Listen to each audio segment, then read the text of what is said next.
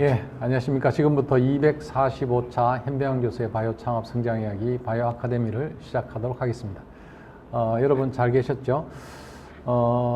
오늘 공부할 내용은요. 요즘 이제 여러분도 잘 아시겠지만은 2026년은 우리 벤처들이 그동안에 고생했던 그 부분이 굉장히 많았죠. 투자 부분에서도 굉장히 어려움을 겪었고, 지난 3년간에 아마 그 금리 인상 그 여파 등등 모태 펀드도 줄어들고 등등 여러 가지 상황이 겹쳐서 기업들이 굉장한 어려움을 겪은 걸로 알고 있고, 저희 패밀리 기업들도 굉장히 어려움을 겪고 있었습니다. 근데 여러분 잘 아시겠지만 이제 정부 성장 펀드를 위시해서 정부의 각종 R&D 사업에 대한 지원도 강화되고 있고, 그 다음에 모태 펀드도 늘고 있고 등등 해서 이제 좋은 그런 그 징후들이 많이 나타나고 있습니다. 그래서 지금 바이오 기업들도 새로운 신규 투자를 잘 받으시려면은 IR에 대한 철저한 준비를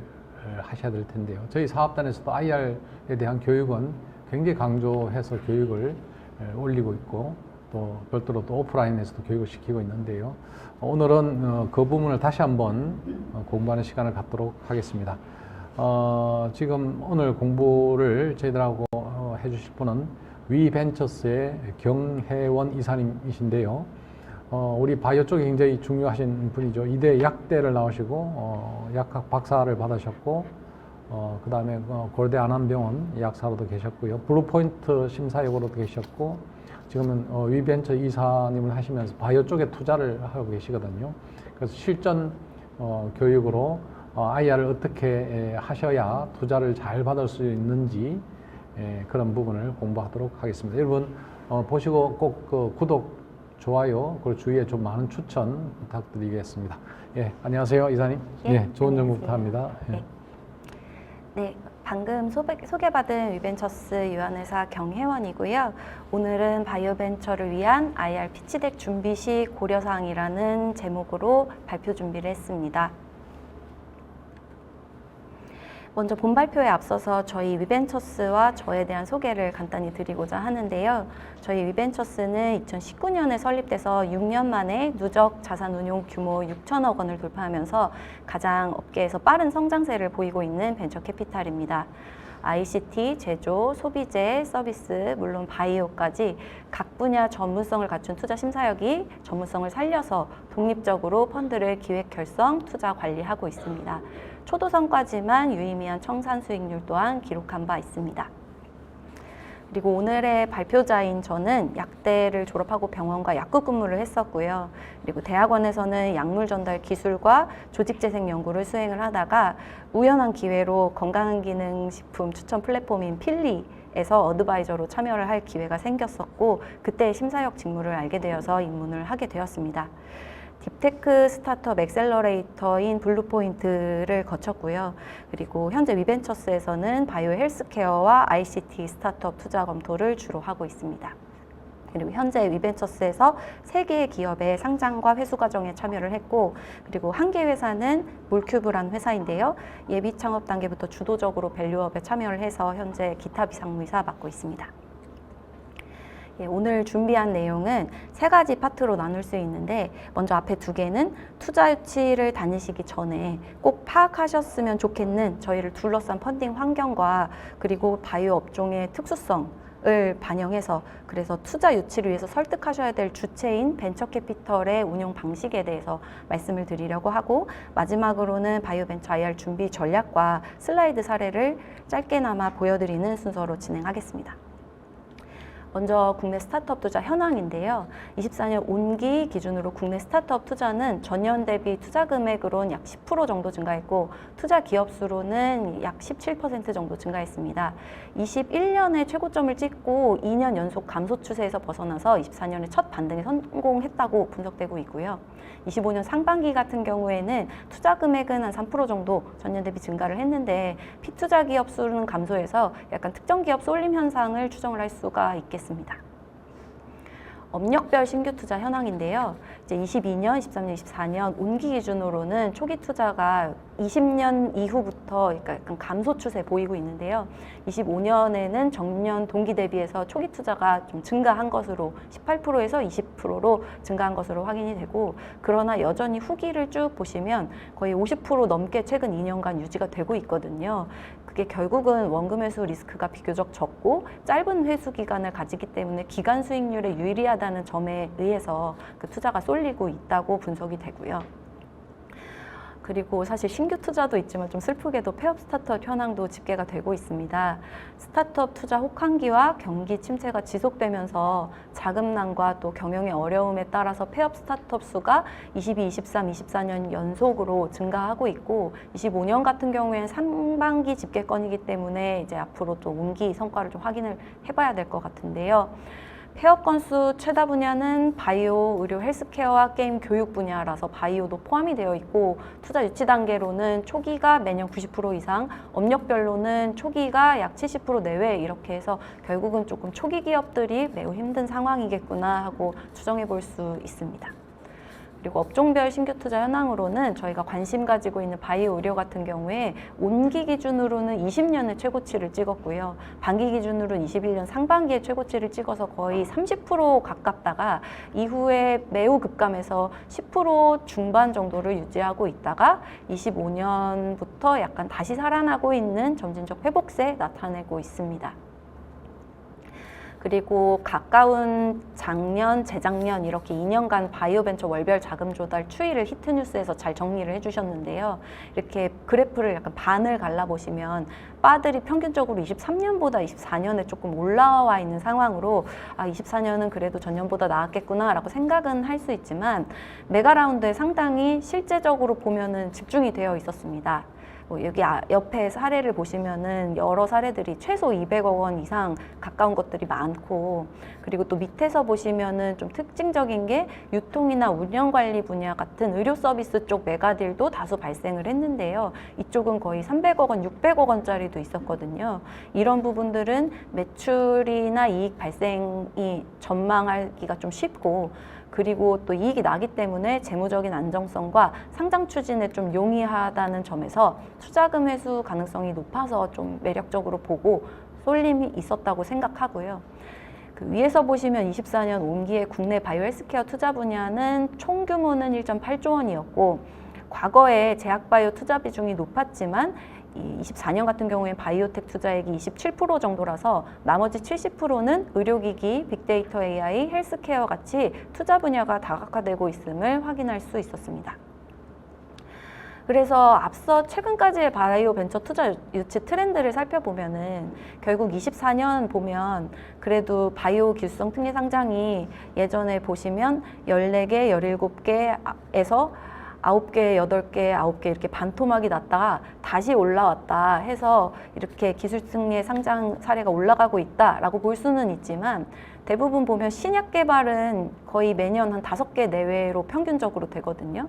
사실은 이 올라간 수치가 나머지 메드테크나 이제 기타 바이오 쪽에서 많이 올라와 있고, 아무래도 그런 쪽은 매출도 나고 실적 증가도 잘 보여줄 수 있기 때문에 이제 그런 트렌드성 투자 선호 현상이 특징적이었다고 보여지고요.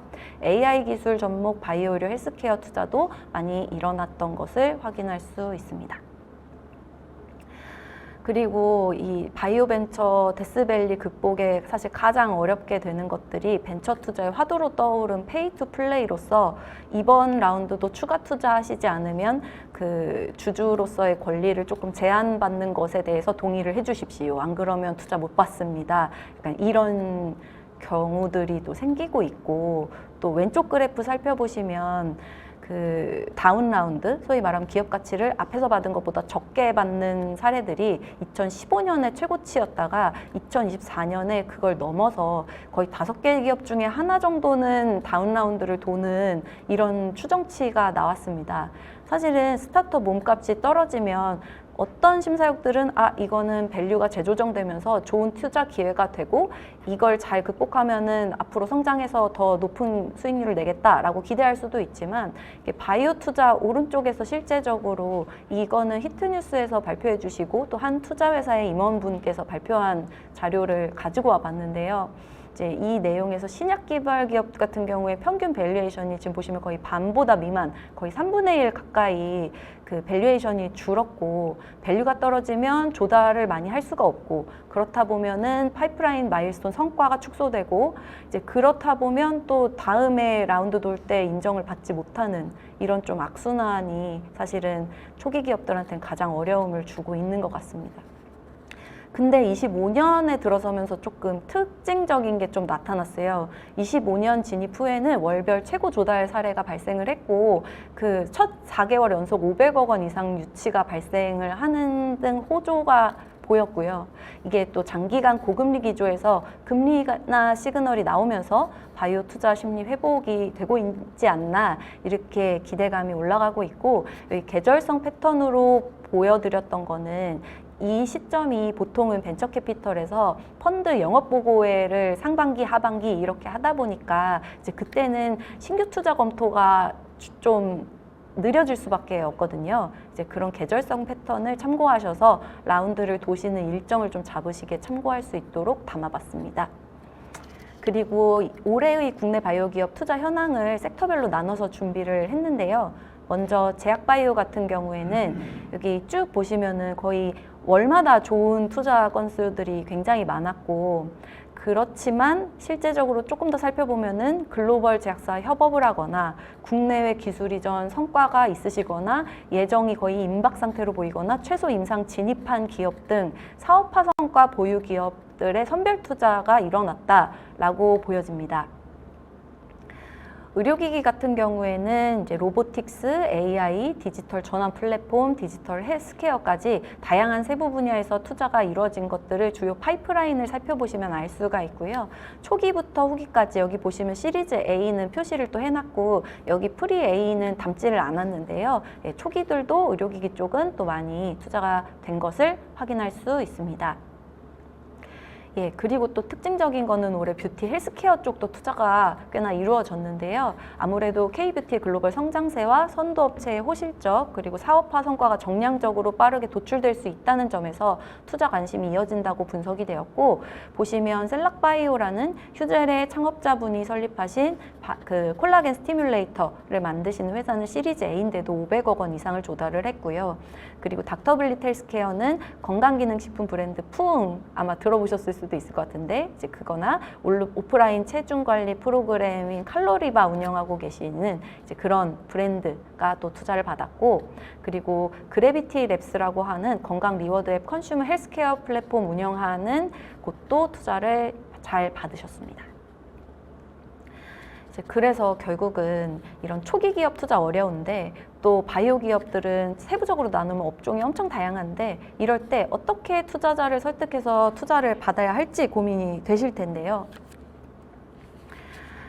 우선 스타트업의 성장 곡선, 이 그래프 아마 많이 보셨을 거예요. 이제 그랬을 때 이제 투자 유치 단계별로 또 그 기업의 성장 패턴별로 어떻게 투자를 받고 있는지 이런 거를 좀 볼 수 있는데, 우선 이제 시드머니 투자 때는 팀 구성과 비즈니스 모델을 기획하는 단계고 엑셀러레이터 투자가 되고, 벤처 캐피털의 투자가 시작되는 시리즈 A 때까지 되려면 가설을 검증하고 이제 지표를 보여주셔야 되고, 시리즈 B는 본격적인 성장성에 따라서, 그리고 C, D 이렇게 여러 번 투자를 받아서 결국은 IPO나 M&A exit이 가능한 시점까지 벤처 캐피털 투자를 받게 되고, 중간중간 구주 회수라던가 결국은 끝까지 해서 IPO를 하는 식으로 되는데, 사실 제품 서비스 스타트업들은 이런 방법론이 적용이 되는데, 바이오 스타트업들은 성장 곡선의 차이가 존재할 수밖에 없습니다. 그렇지만 설득 대상은 벤처 투자 회사, 벤처 캐피털로 동일하기 때문에 이 부분도 감안을 해주십사 이렇게 갖고 와봤고요. 그리고 바이오 벤처 데스밸리 특징을 조금 더 세부적으로 보시면, 사실은 여기 바이오 회사들은 데스밸리가 훨씬 깊고 훨씬 깁니다. 이제 타 업종 스타트업 대비했을 때는 제가 생각할 때 임상 1상에서 2상 정도가 시리즈 A, B 단계 정도 되는 것 같거든요. 그리고 2상을 거쳤을 때 밸류 인플렉션이 확 올라가고, 그리고 그 앞에 디스커버리랑 전임상 단계에서 호프 프리미엄이 있기 때문에 이때 기술 이전을 제대로 해내시지 못하면 임상 1상, 2상까지 자금을 직접 조달해서 직접 개발을 하시되 이제 기술 거래가 안 됐을 때 오롯이 그 책임을 회사에서 가져가셔야 하기 때문에 리스크가 크고, 또 타업종 대비해서 데스밸리가 기니까 당연히 회수 기간도 길어지고, 그리고 또 인체에 적용되고 생명을 살리는 일이다 보니까 규제 의존성도 높고, 그리고 기술 집약도가 높은 영역이다 보니까 투자 심사 시에도 특수성과 전문성이 요구되는 어려운 분야다라고 말씀을 드릴 수가 있겠습니다. 그리고 밑에서 보시면 제약 사례인데, 결국은 초기에 전임상 갈 때까지가 한 뭐 100억 원 이상 조달해야 되고, 또 그리고 임상까지 진입하는데 보통 이게 미국 자료긴 하지만요, 1000억 정도 이상 들고, 이제 그 이후에 돈이 또 얼마나 들지 알 수 없는 상황에서 이제 이 정도 조달을 어떤 식으로 해내야 될지 대표님들께서는 꼭 고민을 한 번씩은 해봐 주셨으면 좋겠어요. 그리고 제 경험상은 제약바이오 회사들은 보통 상장까지 갈 때 600억 원에서 1000억 원 이상까지 조달 사례들이 모달리티에 따라서 있었고요. 의료기기 업체들은 보통 300억 원에서 한 600억 원 사이를 받고, 헬스케어 플랫폼 회사들도 얼추 그 정도 받는 것 같습니다. IPO까지를 기준으로 말씀드렸습니다. 그리고 아시다시피 바이오 상장사들 중에 10개 중에 7개는 아직 적자입니다. 적자 산업이기 때문에 상장 후에도 투자 유치를 반드시 또 해내야 하고요. 사실 IPO를 할 때 기술 특례 상장을 할 수 있다라는 점은 또 산업 중에 특혜라고 또 보여지기 때문에, 실제로 3, 4년 전에 상장한 회사들이 이 시점쯤 됐을 때 우리 순이익 날 거다라고 그 기술 특례 상장할 때 약속을 하셨던 곳 중에 한 곳만 달성을 했다라는 집계가 있었습니다. 이런 부분에 있어서 결국은 장기적인 성장성을 기대하면서 투자를 했는데 목표 실적을 잘 달성하시지 못하네, 이런 식으로 좀 판단이 되는 부분들이 있어서 신뢰 회복이 후발주자도 물론 선배 기업 분들도 좀 고려를 해봐 주시면 좋겠다는 개인적인 생각을 하고요. 그리고 매년 3월과 9월에 성과 발표를 하면은 이때마다 무서운 오른쪽 같은 기사들이 항상 나오고 있습니다. 지속적인 적자를 하다 보니까 재무적으로 관리 종목 지정 리스크들이 생기게 되고, 그러다 보면 자금 조달에 제한이 되고, 또 그러다 보면 엑시 신뢰성이 떨어지고, 엑시시 안 되면 투자가 사실 성립할 수 없기 때문에 밸류도 떨어지고 투자 심리도 위축되는 것이 사실 현재 당면한 그 큰 시장에서의 문제라고 저는 보고 있습니다. 그리고 앞서 말씀드린 것처럼 VC 투자 기업들 벤처 캐피털의 투자 목적은 결국은 투자해서 수익금을 만들어서 회수하는 것이기 때문에 회수 채널과 회수 방식에 대한 고민이 반드시 답을 주셔야 하는데요. 유형별 회수 비중을 왼쪽에서 보시면 M&A는 거의 1에서 2% 정도고, 거의 대부분이 그 고수익, 기대 인기 관심 기업이 돼서 장외 매각을 하거나 아니면 IPO를 하시는 거의 한 30에서 40% 정도의 비율로 IPO를 하는 이 유동성 확보 채널이 이렇게만 있기 때문에 결국은 정성적인 방법이 있는 IPO 쪽으로 저희는 그 엑싯 전략을 요구드릴 수밖에 없습니다. 그렇지만 IPO 문턱이 계속 높아지고 있기 때문에 투자자들은 더욱 보수적인 심사 기조를 가질 수밖에 없어요. 매년 IPO 한 100개에서 110개 정도 되고 있고요. 그중에 VC 투자 기업이 한 70개 정도 되고, 아까 보시는 것처럼 바이오 회사들이 한 10개에서 15개 정도씩 매년 올라가는데, 과연 우리는 그러면 몇 등으로 언제 시점에 상장할 수 있을까? 이런 부분들에 대해서 근거가 있어야 된다라고 말씀드리고 싶고요. 기술성 특례 상장은 아시는 바와 같이 기술력이 뛰어난 유망 기술 기업이 기술 평가를 받아서 전문 평가 기관의 일정 등급 이상을 받으면 복잡한 상장 심사 요건도 완화되고, 상장 후 5년 상장 유지 매출 조건 유예되고, 법차손 기준 유예도 3년 이루어지는 특례입니다.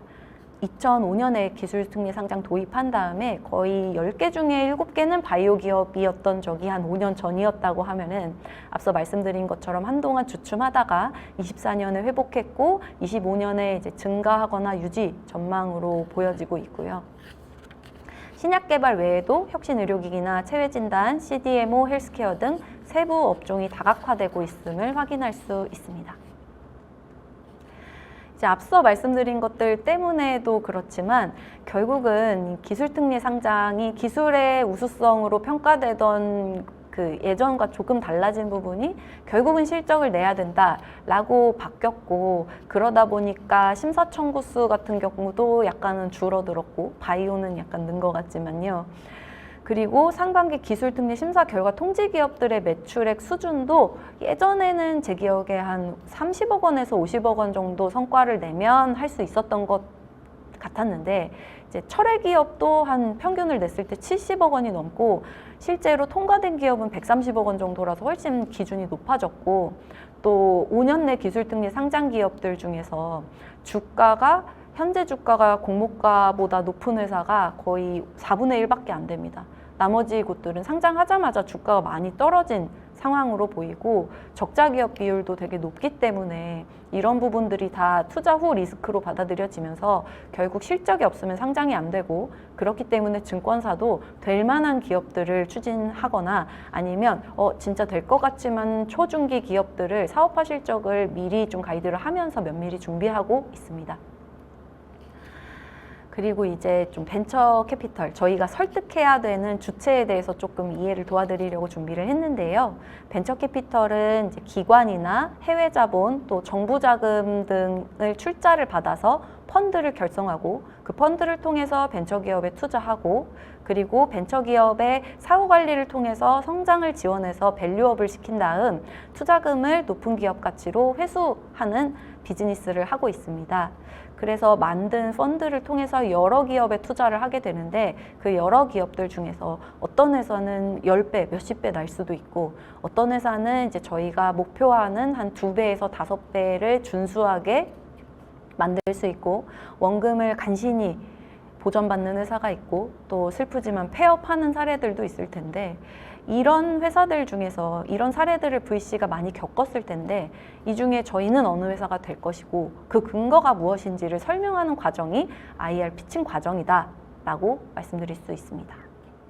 그리고 저희는 이제 모태 펀드라고 해서 그 정부기관의 출자를 받는 엄막격 펀드가 있고, 그 엄막격 펀드에서 그 엄선된 운용사들에게 출자를 해주시면서 그 자펀드들이 있습니다.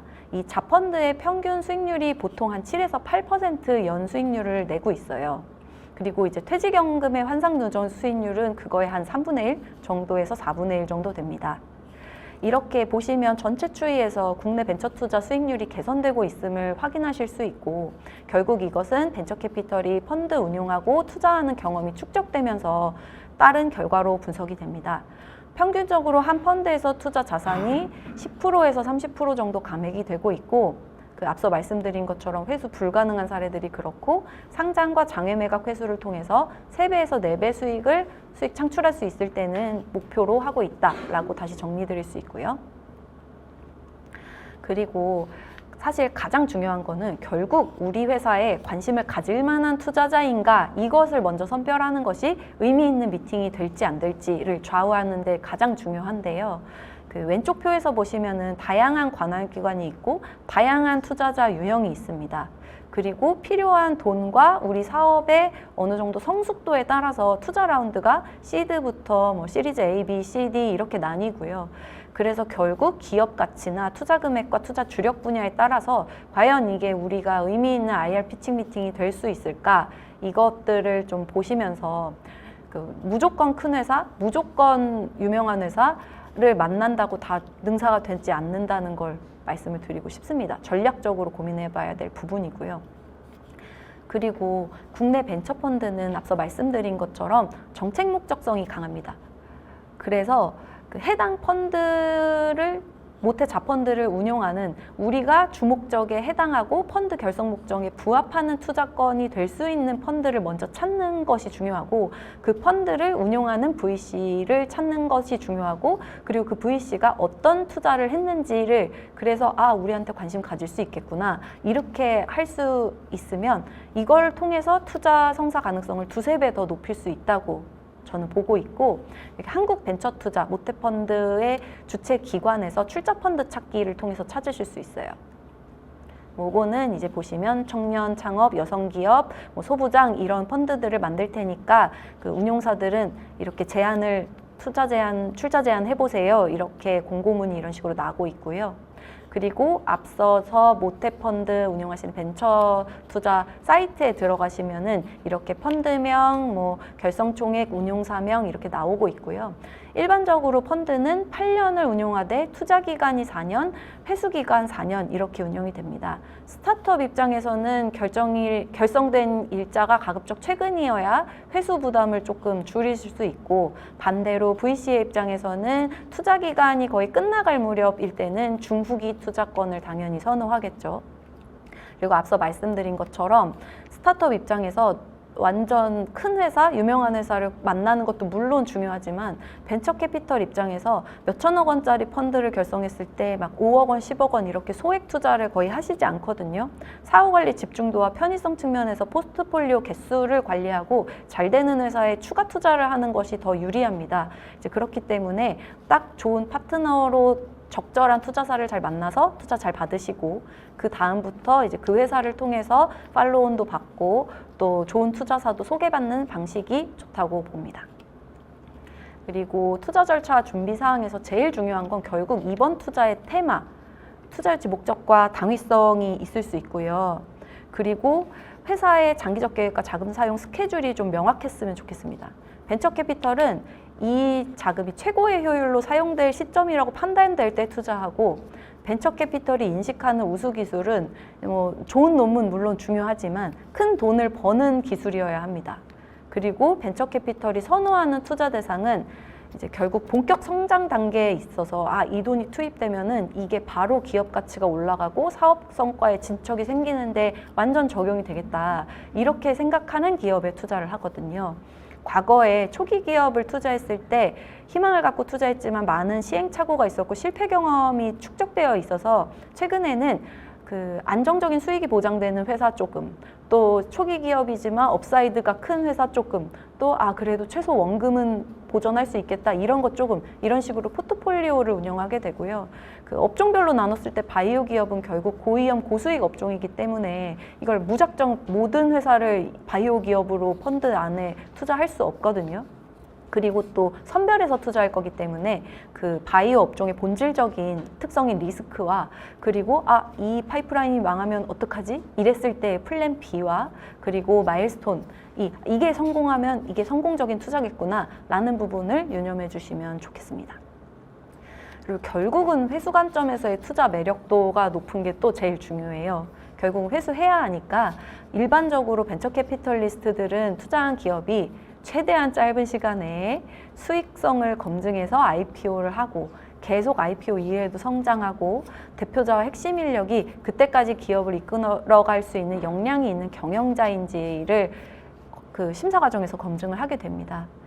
그래서 결국 투자를 받으실 기업은 벤처 캐피털이 원하는 것을 눈높이에 맞춰서 사업계획서를 작성하고 이 실행에 옮기기 위한 노력에 모든 역량을 집중하겠다는 그 의지를 많이 보여주셔야 되지만 의지만으로는 안 되고 결국 이게 진짜 실현 가능하다라는 논리적 계획을 보여주셔야 하고 그 바이오 기업 중에 단기이익이 안 나는 경우는 기술 이전이나 임상 효력 검증까지 계획이 탄탄히 있어야 되고요. 초기 기업들한테도 이 부분은 반드시 작용한다고 생각하고요. 그리고 매출이나 이익 실현이 중요하게 평가되는 업종의 경우에는 피어 그룹과 성공 사례 분석을 해서 우리는 아직 이 정도지만 이게 되면 이렇게 될 수 있습니다. 이렇게 되는데 기간 얼마, 시간 얼마 필요합니다. 이렇게 숫자로 설명해 주실 수 있어야 한다고 봅니다. 그래서 정리를 하자면 결국은 리스크와 불확실성, 업종 고유의 특수성을 가능성으로 보이게 하는 탄탄한 논리의 사업화 계획과 엑싯 전략이 가장 중요합니다. 그 바이오 기업들 상장 평균에 10년 이상 소요됐었거든요.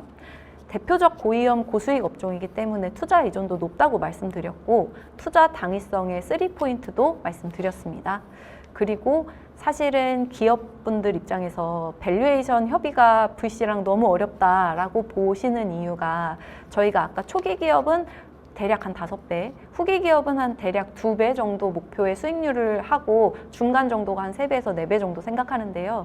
이게 100억 원 기업 가치로 투자 받으시고 500억 원 밸류에이션으로 인정받아서 투자를 100억 원 받았다라고 하면은 외부 자금이 들어와서 지분 이석이 되기 때문에 5배가 완전한 5배가 아니거든요. 그리고 공모도 감안해야 되고 스톡옵션도 또 감안해야 하기 때문에 가치 이석 요인이 많아요. 그래서 이런 부분들을 다 적용하면 그 VC 입장에서 5배가 아니게 됩니다. 그래서 기업 가치 협의가 좀 어렵고요. 그리고 IR 관점의 전환이 사실 가장 중요한데 저희는 큰 돈을 버는 기술이고 본격 성장 단계 기업입니다. 이 부분을 어필을 해야 되고요. 실제로 바이오벤처 전문 투자사들이 설문을 했을 때 회수 시기가 좀 불확실하고 상업화까지 오래 걸려서 투자가 좀 손이 안 간다. 이렇게 얘기합니다. 회수 기간이 늘어나면 그 수익률이 문제가 생기고 그리고 또 전문 지식이 부족해서 문제보다는 결국 시장의 경쟁 현황과 수요 그리고 데이터와 증빙 서류 얼마나 검증됐는지 그리고 성장 전략과 비전이 충분히 공감이 돼야 투자할 수 있다라고 말씀드릴 수 있을 것 같고 그리고 투자 유치 후에 투자자 관계와 신뢰를 유지하는 것도 물론 중요합니다. 앞서 말씀드린 것처럼 국내는 정책 자금 중심의 출자가 되기 때문에 세금이 잘 쓰였는지의 관점에서 상세한 정보를 기업에게 요청하고 관리를 하고 있는데요. 그리고 또 분기 단위로 투자 계약서에 그 정보를 요청을 드립니다. 그리고 금융 선진국 미국 같은 경우에는 실질적으로 계약서에 분기 보고나 이런 게 포함이 안 돼 있는데도 오히려 투자자 경영 보고 중요성을 강조하고 있어요. 실제 보고 주기가 통계 월간 거의 월간으로 한 60%, 주간으로 한 20% 해가지고 그 투자 계약상보다 훨씬 더 많은 비중으로 더 자주 보고를 하고 있거든요. 결국 한 번 설득한 투자사를 한 번 더 설득하는 거는 훨씬 쉽습니다. 그리고 기존 투자자가 투자하지 않는 회사인데 신규 투자자가 왜 기존에 투자하신 회사들은 정보도 훨씬 많이 알고 오래 뵀는데 투자 안 하지? 이렇게 불신을 하실 수 있는 부분이기 때문에 후속 투자 유치 확률을 높이기 위해서라도 한번 잘 투자 받으신 곳에서는 좋은 관계를 계속 유지할 수 있도록 신뢰 관계를 유지할 수 있도록 보고를 해주시고 소통을 많이 해주시면 좋겠습니다. 이제 바이오벤처 IR 준비 전략에 대해서 말씀을 드릴 건데요. 아마 많이 보셨겠지만 로버트 랭어 교수님이 있으시고 이분이 오른쪽에 표에 보시면 이거보다 아마 훨씬 많을 텐데 상장을 시키시거나 창업에 관여하시거나 결국 M&A로 엑싯을 성공적으로 하신 이런 경우들을 진짜 많이 갖고 계시고 이제 이를 넘어서 본인을 넘어서 아드님은 VC를 차리시고 또 따님은 스타트업 창업에 참여를 하셔서 많은 투자를 최근에 받기도 하는 등 이제 다양한 경험을 갖고 계신 분입니다. 그분이 강조한 3가지 포인트가 첫 번째는 좋은 과학인데요. 저널도 물론 좋은데 내는 거 중요하지만 사업을 하시려면 사업권, 기술에 대한 권리가 중요하기 때문에 IP를 먼저 내놓는 게 중요하고 그리고 어떤 통계에 따르면 네이처에 낸 논문들이 재현성이 20% 나왔다. 다른 사람이 했을 때 재현이 안 되더라. 이런 문제가 또 있었는데 결국 기술 이전하려면 우리 물질 가져가서 기술 수요자가 또 검사도 해보고 막 하잖아요. 그래서 결국 공신력 있는 제3기관의 검증 데이터를 확보하거나 이제 그렇게 가져가도 재현성 할 수 있도록 잘 준비하는 게 중요하고 그리고 저 제일 강조드리고 싶은 게 적합한 비교군을 실험단에서든 IR 데이터에 대해서든 그리고 이제 비교해서 경쟁 우위를 어필하는 것에서든 비교군의 설정이 가장 중요하다고 봅니다. 그리고 투자자들은 기술성, 시장성, 사업성, 사업성 관점에서 수익성까지 추가할 수 있는데 결국 기술성은 누가 얼마나 따라하기 어려운가, 양산할 때 문제 없는가, 남들도 인정하나, 그리고 시장성은 과연 진짜 고객이 있고 시장이 있나, 그 규모 어느 정도지, 그리고 실제로 우리 제품이 정말 비용 절감과 편의를 주나, 그리고 비용 절감과 편의를 주더라도 이거에 얼마나 돈 쓸까, 이런 부분을 궁금해하고 사업성 같은 경우에는 앞서 말씀드린 것처럼 이익 난화, 그러니까 결국은 우리가 배보다 배꼽이 더 크진 않을까? 당장 아니더라도 영업이익 내려면 얼마나 시간이 걸리고 어느 정도 비용이 드는지 수치적으로 어필을 해주셔야 하고요. 그리고 전문 경영인의 관점에서는 결국은 기술의 원천 개발자가 대표나 혹은 대주주로 참여를 하시더라도 결국 재무 경영적 안정성을 확보하고 또 파트너링 측면에서 신뢰도를 높이기 위해서는 그 팀 역량을 밸런스 있게 만들기 위해서 전문 경영인이나 아니면 비즈니스맨을 고용하셔야만 한다고 봅니다. 그리고 바이오 스타트업들은 결국은 IR 피칭 이 과정이 그 말 그대로 피칭이 야구에서 하듯이 아이디어나 사업 아이템, 비즈니스 모델, 제품 같은 것을 투자자한테 던지는 과정입니다. 근데 투자자들은 이렇게 많은 공을 계속 하루에도 많이 받고 있거든요. 그랬을 때 결국은 꼭 필요한 정보를 짧은 시간 내에 효율적으로 기억시키고 또 호감을 단시간에 사기 위해서는 저희가 늘 친숙하게 보는 그 포맷을 맞춰주시는 게 중요합니다. 기억하기도 훨씬 좋고. 그리고 결국은 IR은 저희가 원하는 밸류에 원하는 금액을 받아내는 과정인데 사실 협상이거든요. 쌍방이어야 돼요. 거래 상대인 VC가 원하는 것을 충족을 시키면서 해야 딜던이 됩니다. 결국 그래서 그러면 거래 상대가 뭘 원할까 그랬을 때 이 분야 관심 있을까? 혹은 이 사람 성향이 어떨까? 회사 성향은 어떨까? 상황은 어떨까? 펀드 있나? 아니면은 그 펀드를 운용하시는 핵심 운용 인력분들이나 대표 펀드 매니저의 뭐 백그라운드는 어떻지? 그리고 내가 만나는 이심사역은 의결권이 있는 사람인가? 이런 것들을 또 판단하시는 게 중요하고 또 그 특정 회사의 주력 투자 단계나 펀드 특성 그리고 좀 더 디테일하게는 이 회사가 최근에 어떤 회사 투자했지? 뭐 경쟁사 있나? 또 이 투자가 성공적이었나? 실패했나? 이런 것들을 보시고 결국 VC를 설득한 논리는 투자를 하는 이유는 투자 수익을 내야 돼서 투자 결정 논리 앞서 계속 만들어 드렸고 투자 심사역의 입장에서는 결국은 한 배를 탈 수 있는 입장으로 저희를 대변해 주는 역할이에요. 그리고 그 대변하는 그 양식이 투자 심사 보고서이기 때문에 투자 심사 보고서를 기반으로 심의위원을 설득을 나를 대리해서 해줄 수 있도록 그 심사 보고서를 갖추는 거에 총력을 다해 주셨으면 좋겠습니다. 그리고 사실은 이 PR식 구성으로 왼쪽에서 보시는 것 같은 순서로 IR을 많이 만드시는데요. 사실 밑에 그 굵게 표시된 이 부분이 사실 심사역들이 제일 궁금해하는 건데 맨 뒤에 나옵니다. 시간을 앞에서 설명하시는데 다 할애하시고 밑에 제일 중요한 것들 설명하시는데 놓치는 경우들이 많아요. 그래서 그 이 오른쪽 내용들은 그 벤처기업 전문 매체인 플랫텀에서 대표님들 간담회에서 나온 3개의 포인트인데요. 먼저 첫 번째는 심사역들은 숫자에 익숙하니까 숫자로 투자를 통해서 이런 성과가 나오면 이런 가치가 있고 언제까지 얼마 투입되면 몇 건 나온다 이렇게 설명하시는 게 효율적이고 할 수 있다면 이제 그렇게 하시는 게 좋고 그리고 앞서 말씀드린 것처럼 깔끔하게 핵심만 필요한 것만 조금 더 강조해서 설명하실 수 있도록 연습을 하셨으면 좋겠고 그리고 투자자들을 조사해 주셨으면 좋겠습니다. 그러니까 어떤 경우에는 경쟁사 얘기하시다가 그 기투자사였던 투자사의 신규 펀드 미팅에서 약간 신뢰되는 말씀을 하시는 경우들이 있었어요. 그래서 적어도 이 투자사에 대해 잘 알고 그리고 이 분야에 대해서 잘 알고 좀 신뢰성을 강조하시기 위해서는 이제 조금 지양하셨으면 좋겠습니다. 그리고 바이오 스타트업에서 아무래도 연구자 창업 사례가 많으니까 논문 포맷, 논문 분량으로 만드시는 경우들이 많아요. 근데 사업 계획서에서 리절트 데이터 이런 부분은 진짜 조금 들어갑니다. 나머지 부분이 훨씬 많이 들어가고요. 제일 조금 들어가는 퓨처 디렉션 논문에선 그런데 피치덱에서는 이게 훨씬 많이 들어갑니다. 먼저 이제 오른쪽부터 살펴보시면 엘리베이터 피치, 그 짧은 시간 안에 왜 우리가 투자 받아야 되고 왜 지금 투자 받아야 되는지 투자 당위성을 설명하는 숏 덱이 있어요. 숏 슬라이드가 있어야 되고요. 그 다음에 이제 그 팀은 앞에서 나올 수도 있고 뒤에서 나올 수도 있고 그렇고요. 이제 시장 문제도 이제 빠르게 언급해 주시고 IP와 그 기술에 대한 권리 그리고 기술이 얼마나 검증됐는지 그 다음에는 이제 앞으로 투자금을 가지고 활용하실 그 개발할 파이프라인과 이 파이프라인을 개발했을 때 실제 가능한 마일스톤들 그리고 제일 중요한데 리스크를 좀 언급을 해주시면 좋을 것 같고요. 리스크만 언급하고 끝이 아니고 리스크를 줄일 수 있는 전략도 설명을 해주시면 좋겠습니다.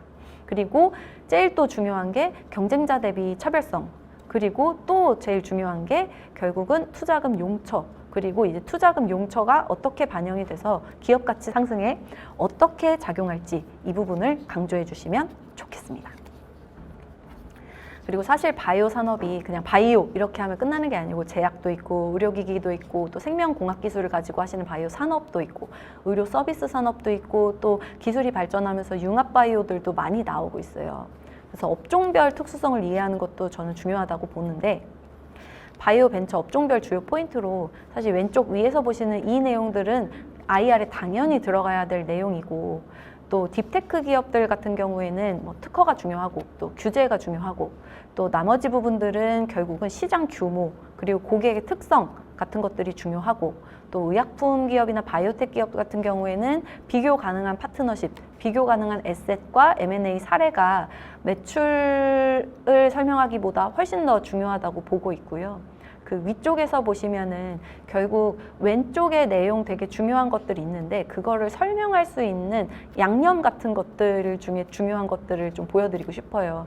데이터가 복잡하면 그걸 부록에 담아주셨으면 좋겠고 그리고 유사 성공 사례나 실패 사례를 근거로 우리가 실현 가능성이 높다 그리고 실현했을 때 가치가 높다 이렇게 좀 비유해서 어필해 주시면 좋겠고 이번 투자 탑 마일스톤과 또 그리고 재무적인 부담이 가지 않고 위험이 적다라고 강조할 수 있는 파이낸셜 프로젝션 이런 것들을 담아주시면 좋겠습니다.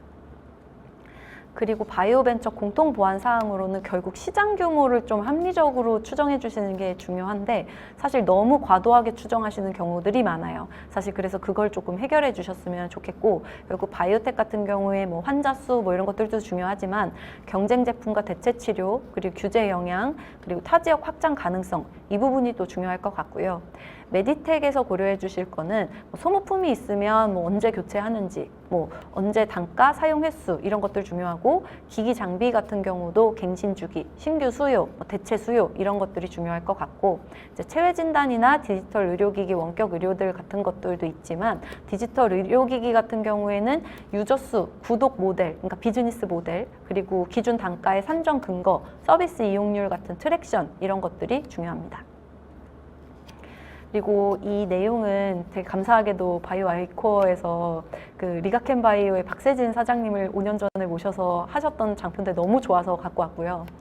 회사 발전 단계에 결국 IR 전략을 맞춰서 구사를 해야 되고 창업 초기에는 핵심 기술과 사람의 역량이 중요하고 앞서 말씀드린 것처럼 VC와 신뢰관계 중요하고 그리고 IPO 초기까지 넘어갈 때는 결국 앞서 말씀드린 것처럼 투자금으로 달성 가능한 사업적 성과와 위험 요소, 극복 계획, 다음 투자 유치 목표 이렇게 연결성 있게 해서 결국 IPO 초기 단계 때는 성과의 가시화 가능성 그리고 향후에 실적이 발생할 시점에는 실적과 시장성을 보다 강조해 달라라고 말씀을 주셨습니다.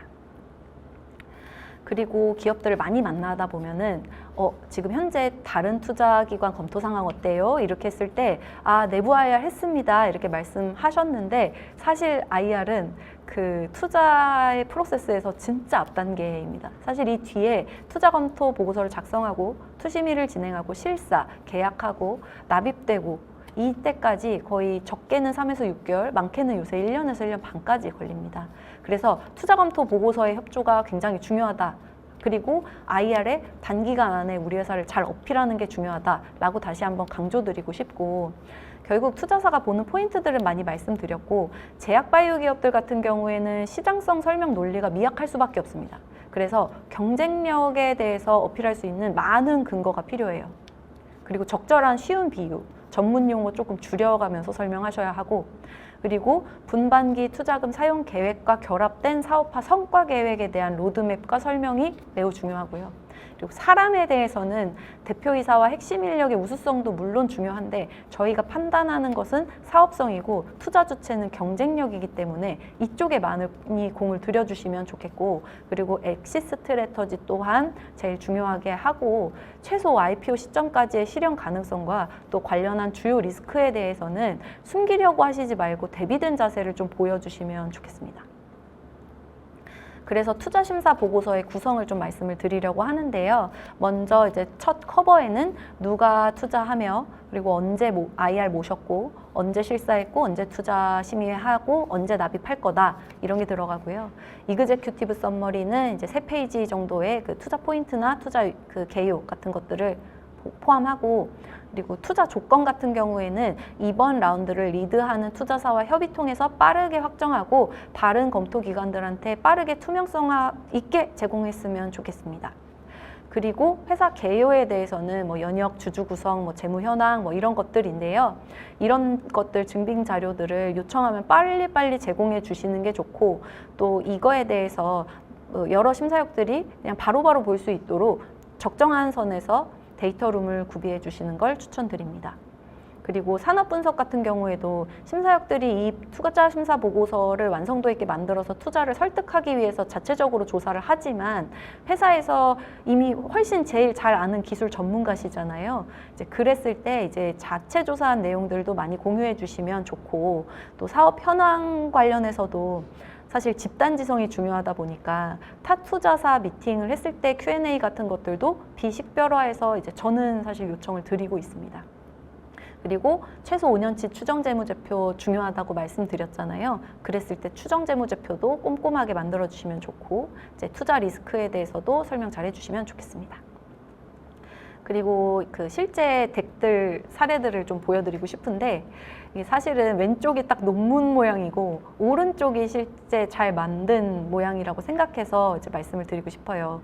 그래서 제목에는 어떤 의미 가지고 이제 그것이 이제 그래프를 해석하는데 중요한 정보들을 잘 담고 있는지, 그리고 이거를 넘어서 정보를 또 볼 수 있도록 밑에 이제 논문이나 출처 같은 것들을 잘 달아주시는 방식으로 설명해 주시면 좋겠고요. 그리고 저는 사실 IR에 그 제목에 시장 문제, 우리 솔루션 이런 식으로 말고 저희가 뭘 하는 회사인지 이런 식으로, 또 그리고 우리가 전달하고 싶은, 강조하고 싶은 내용을 제목으로 해주시면 좋겠어요. 그리고 요거는 바이오엔텍의 장표에서, 예전 장표에서 갖고 왔는데, 여기 mRNA 테라피틱 플랫폼 7개거든요. 근데 7개인데 이거 하나하나 이거는요, 저거는요, 이렇게 설명하는 것보다 이렇게 표로 깔끔하게 나와 있으니까 보기가 엄청 좋았어요. 이제 저는 개인적으로 추천드리는 포맷이라 갖고 와 봤고요. 그리고 이쪽도 결국은 뭐 우리 그 파이프라인 이렇게가 아니고 프로덕트 캔디디시 몇 개고 온고잉 클리니컬 트라이얼이 12개다 이렇게 보여주고 계시고, 그 플랫폼별로 그 뭐 캔디디별로 인디케이션, 그리고 단계, 콜라보레이터, 그리고 마일스톤들, 가까운 마일스톤까지, 아까 마일스톤 여러 번 말씀드렸죠. 이렇게 보여주고 또 밑에다가는 언제 뭐 할 거다 이렇게 또 한 번 강조를 해주는 성과 중심의 발표를 해주시는 좋은 사례라 갖고 와봤습니다.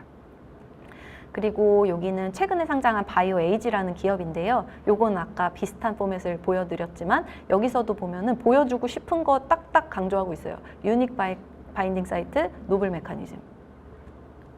그리고 그 다음 장표를 또 강조드리고 싶은데, 우리 리드 프로그램은 어떤 장점을 갖고 있는지에 대한 우리가 얼마나 검증했는지 키 애트리뷰트를 6개를 딱 주셨습니다. 이게 이렇게 나와 있으면 요것 중에 궁금한 거 특별하게 물어보면 그거 브록에서 꺼내서 더 설명해 주시면 되거든요. 그러니까 효율적인 IR을 추진할 수 있는 좋은 장표라서 이제 추천드리고 싶고, 그리고 요것도 이제 카이버나의 그 카티 개발하시는 곳인데, 이쪽이 그럼 각각의 복잡한 모듈들이 어떤 가치를 갖고 있는지 이런 것들을 잘 설명하는 장표라서 깔끔해서 잘 갖고 와봤고, 여기 밑에 출처들도 다 달려있죠. 그래서 궁금하면 담당 심사역이 논문 통해서 확인하면 되고, 또 브로건에서 설명하시면 되고 좋습니다. 그리고 여기서도 키 마일스톤들을 딱딱 보여주고 계세요. 언제쯤 이 결과가 나오면 성공적인 투자일 거다 이렇게 바로 판단할 수 있게 잘 나와 있어서 강조를 드리고 싶고, 그리고 이게 만들어졌을 때 어느 시점에 적응증이 이렇게 확장이 돼서 이렇게 우리가 많은 사람을 커버할 수 있다. 이렇게 시장 규모를 또 효율적으로 보여주시는 거라서 좀 좋아서 말씀을 드리고 싶고, 예, 그리고 이제 팀 슬라이드는 이제 경험과 전문성을 이렇게 잘 보여주시는 슬라이드라서 좋았고요. 그리고 또 하나는 이런 식으로 오른쪽에 숫자 보시면은 우리는 몇백 개의 임상을 해봤고 IND는 몇 개를 했고 뭐 이런 식으로 숫자, 또 숫자 좋아하니까 VC들은 그래서 이렇게 좀 보여주셨고, 예, 그리고 이제 경쟁 타겟들 대비해서 우리가 왜 이 타겟을 선택했는지를 또 잘 보여주시는 그 가시화가 잘 돼 있는 슬라이드라서 또 갖고 왔습니다. 위아래로 또 강조하고 싶은 내용이 잘 들어가 있죠. 그리고 요거는 고객 입장에서 시간, 비용, 그리고 맞춤형 그 커스터마이제이션까지 그렇게 잘 된다. 이렇게 우리가 왜 우리냐 이렇게 했을 때 강조해서 보여주시는 사례라서 참고로 갖고 왔고요. 그리고 그 뒤에 같은 경우에는 그 기존 방식들이 어떻게 있고, 그리고 그 다음에 이제 그 우리 장점을 통해서 어떻게 될 수 있는지 이런 걸 또 비포 애프터로 잘 보여주셨고, 예, 그리고 이제 그 타겟하는 질환의 현황, 랜드스케이프 같은 것들도 아 이게 잘 시장을 조사하셨구나 이렇게 잘 보여주고, 예, 그리고 이 표들 많이 쓰시는데 이것도 다른 모달리티 대비 우리의 차별성 이렇게 좀 잘 보여주는 거라 갖고 왔습니다. 예, 그리고 여기 또한 니어텀 캐털리스트들을 강조해서 보여줍니다. 예, 경쟁사 조사도 뭐 이런 식으로 해주시면 좋고요. 예, 그리고 IP 중요하다고 말씀드렸는데 이런 모양으로 보여주십사 보여드리는 건 아니고, 예, 이런 식으로 한번 봐보시고 특허 분석을 하실 때도 폭넓고 저희 기회를 많이 잡을 수 있게 만들어주시면 좋겠습니다. 그리고 마지막으로 제일 중요한 투자금 사용 용처와 런웨이와 그리고 이제 그 투자금을 통해서 어떤 식으로 개발해 나가실지 이런 부분들도 이렇게 잘 보여주기 좋게 해주시면 좋겠습니다. 이런 내용들은 사실은 나스닥의 상장 기업들 분석을 하시면은 많이 나오고요. 그리고 국내 상장사들은 이제 상장 공시 시스템이나 전자 공시 시스템 같은 것들에서 찾아서 분반기 사업 보고서나 그 상장 시점에서의 투자 설명서를 보면서 벤치마크 사례를 많이 조사하실 수 있을 걸로 생각합니다. 네, 감사합니다. 지금 이제 그 투자가 이제 촉진이 되는 시점이 더욱 되어서 이 IR 쪽이 온 자료는 굉장히 중요하게 쓰일 것 같습니다. 그 이제 IR을 많이 들으시고 또 투자 심사를 하시면서도 느끼시겠지만은 보통 바이오 기업들은 이제 기술 쪽에 아주 오리엔트되어 있는 그런 그 대표님들이 발표를 하시니까 너무 기술적으로 자꾸 이렇게 얘기하실 수밖에 없는 속성들을 가지고 있는데, 그렇게 너무 기술적으로만 하면은 좀 어렵죠. 그래서 그 어떤 부분을 더 강조해서 얘기를 해야 될까요? 사실은 IR의 목적은 기술을 이해시키는 시간이 아니고 돈 많이 버는 기술이다라고 설명하시는 시간이어야 되고 투자 판단을 도와야 하기 때문에 기술은 증거이고 가치를 입증하는 수단입니다. 그리고 그래서 기전 설명을 엄청 오래 하실 때 전문 용어를 엄청 쓰시는 경우들이 있어요. 이제 그런 것보다 고객이 원한다. 미충족 수요가 이렇고, 그리고 이제 우리가 가치 제안을 고객한테 이렇게 한다. 우리 기술의 이런 특성 때문에 이렇게 설명해 주시는 게 중요할 것 같아요. 네. 그리고 결국은 사업적인 성과를 기반으로 마일스톤 단위로 설명을 해주시면 좋을 것 같습니다. 네, 네, 네. 하여튼 기술에다가 사업을 입혀야 되는 거죠. 그렇죠. 네, 네. 그 사업을 입히려면 또 이제 논리 구성상 이제 시장 부분을 많이 얘기를 하시는데, 사실 저도 이제 그 우리 기업들하고 같이 이렇게 컨설팅 하면서 들으면은 그 시장에 대한 명확한 포인트가 잘 안 잡히는 경우들이 많아요. 너무 광범위한 시장을 잡기도 하고, 설득력이 있는 자료일 수도 있고 없을 수도 있고, 그래서 시장 분석 부분을 어떻게 조심해서 써야 될까요? 앞서 말씀드렸던 것처럼 최대한 숫자로 뽑아내야 합니다. 예를 들어 그러니까 신규 고객이 또 이만큼 있다라고 하면은 그 지불 예산이 그 수준이 안 돼가지고 대체제를 어쩔 수 없이 우리 제품이 아무리 좋아도 어쩔 수 없이 써야 되는 분들이 있을 거고요.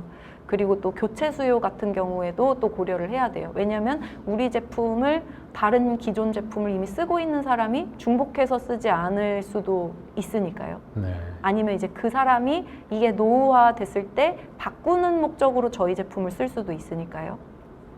그런 부분이 좀 중요하다고 생각을 하고요. 그러니까 사실은 결국은 쏨샘탐 이렇게 많이 쓰지만 탐을 되게 넓게 쓰시는 경우들이 많아요. 결국은 이게 정말 이 기술을 쓰는 고객을 중심으로 탐을 하셔야 되는데 이게 너무 막 글로벌 뭐뭐뭐뭐 시장 이렇게 돼 있으면 절대 그것까지 안 될 것 같다고 생각하기 때문에 유효 수치라고 보지를 않거든요. 그렇죠. 네. 예, 결국은 산정 근거를 숫자 중심으로 잘 설명을 해주시면 좋을 것 같고, 그리고 또 하나는 결국은 그 규제를 잘 통과시켰을 때 저희 기술을 사업화하고 매출을 낼 수 있다 보니까 결국 그 추정 재무제표를 쓰실 때도 규제가 리스크라면 그 규제를 통과시킨 기업의 사례를 분석해서 아 그러면 뭐 몇 년 뒤에 혹은 이거 하는 데까지 대략 얼마 드니까 약간 또 그걸 통과시켰을 때 그 선도 기업들은 몇 개 팔고 있나 그 몇 개 파는 데까지 걸린 시간들은 뭐 언젠가 1, 2년 만에 됐나 10년 만에 누적돼서 그 매출까지 갔나 이런 것들을 좀 잘 반영해서 설명을 해주시면 좋겠습니다. 그러니까 결국 그 경쟁자 분석 아까 말씀하셨는데 경쟁자 분석을 철저하게 해서 네. 그거하고 차별성을 지금 잘 제시해야 되는 거죠? 예, 맞습니다. 네, 네. 그러니까 잘된 사례를 분석해서 우리도 지금은 요만큼 이렇게 부족하지만 이것만 되면 할 수 있습니다. 그게 투자를 통해서 진짜 할 수 있습니다. 이런 말씀을 저는 대표님들한테 듣고 싶은 것 같아요. 네, 네, 네. 이제 기업들이 이제 저 스타트를 시작해서 IPO까지 가고 그러면 IPO 이후도 뭐 어렵지만 어쨌든 IPO까지 이제 가는 게 한 단계 제일 중요한 허들인데 그렇죠. 그 사이에 뭐 많은 리스크 요인들을 가지고 있지 않습니까? 예, 그렇죠. 기술적 리스크부터 해서 경영적 리스크, 많은 투자 리스크도 있고 한데 이런 리스크를 어떻게 그 감당해서 극복하겠다라는 것들을 잘 설득할 수 있는 방안 같은 게 어떻게 하면 될까요? 제가 앞서서 말씀드린 것처럼 사실 찔리면 제일 아플 것 같은 건 대답을 똑똑하게 잘 준비해 놓으시는 게 저는 네. 전략이라고 생각합니다. 네, 네. 그러니까 리스크를 숨기지 말고 우리는 리스크를 이렇게 분류하고 있고 어떤 우선순위를 두고 있고 이거는 더 쉽게 생길 수 있을 것 같고 가능성이 낮은 리스크도 있고 이렇게 좀 잘 매니지하고 있는 게 결국은 리스크가 되게 잘 관리되고 있어서 적게 보이거든요. 네. 그리고 또 각 리스크마다 결국은 그냥 있다 해서 끝나지 않고 전략적으로 그 어떻게 해결할 수 있는 계획이나 방법이 있다. 이렇게 설명을 해주시면 또 좋을 것 같고요. 사실 네. 그 관점에서 플랜 B에 대해서도 말씀을 드린 것 같아요. 네. 이거 진짜 어쩔 수 없이 생기더라도 네. 우리 다른 거 할게요. 다른 거 더 잘할 수 있어요. 네. 또 다른 거 잘할 수 있는 이유는 이래요.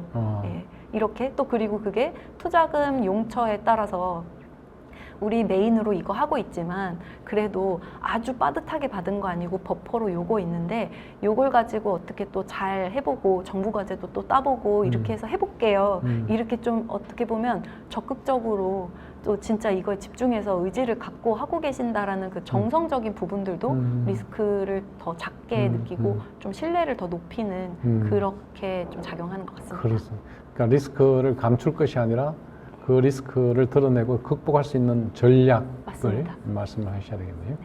네, 네. 자, 이제 마지막으로 그 앞으로 시장이 지금 이제 정부의 여러 가지 그 기업들 진흥 정책들이 지금 속속 나오고 또 성장 펀드도 속속 이제 결성이 돼서 이제 진수될 것 같은데 앞으로 전망은 어떻게 보십니까? 제가 뭐 잠시 개인적인 말씀을 좀 드리자면은 24년에 그러니까 어떻게 보면 시장이 3년 내내 힘들었을 때 시점 제가 이제 위벤처스 들어온 지 2021년이라 이제 4년 정도 됐거든요. 들어온 1년 이후에 시장이 급속하게 얼어붙는 경험을 개인적으로는 했었습니다. 이제 그때 이제 24년 가장 최근에 고민을 했던 게 결국 이 마켓 사이클에서 분명 지금이 많이 힘들면 다시 올라올 때가 있을 텐데 이러면서 그 키워드로 바이오 기업 옥석 가리기 이렇게 검색을 해가지고 막 찾아봤어요. 근데 2008년에도 옥석 가리기 이런 내용이 나왔었고요. 2015년에도 옥석 가리기 이런 내용으로 기사가 많이 났었더라고요.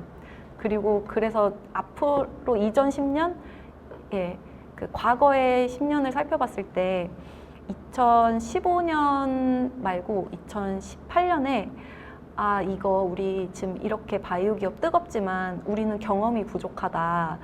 아직 막 그 기술 이전이라던가 이런 거가 좀 부족하다. 그런 사업 개발을 해가지고 팔고 이렇게 하는데 전략이나 그 경험이 부족하다. 이런 문제를 제시한 기사가 있었더라고요. 근데 지금 7년 뒤에 제가 체감하는 거는 그 시장의 일반 투자자들도 엄청 똑똑해졌고 제약바이오 애널리스트 분들도 엄청 뎁스 있게 또 분석을 해주시고 또 업종 전문성을 가지고 오랜 경험을 쌓으신 분들이 정말 품질 좋은 시장 보고서들을 내주고 계시고 네.